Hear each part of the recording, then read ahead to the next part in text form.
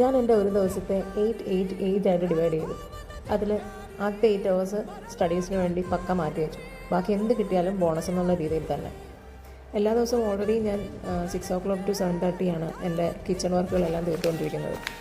പിന്നെ ക്ലീനിങ് കാര്യങ്ങൾ, വീട്ടിലോട്ട് എൻ്റെ പേരൻസിനാണെങ്കിലും വിളിക്കുക എന്നുള്ളത്, മക്കളുടെ പിക്കപ്പ് ആൻഡ് ഡ്രോപ്പ് ഓഫ് ഞാൻ തന്നെയാണ് ചെയ്യുന്നത് സ്കൂളിലോട്ടുള്ള.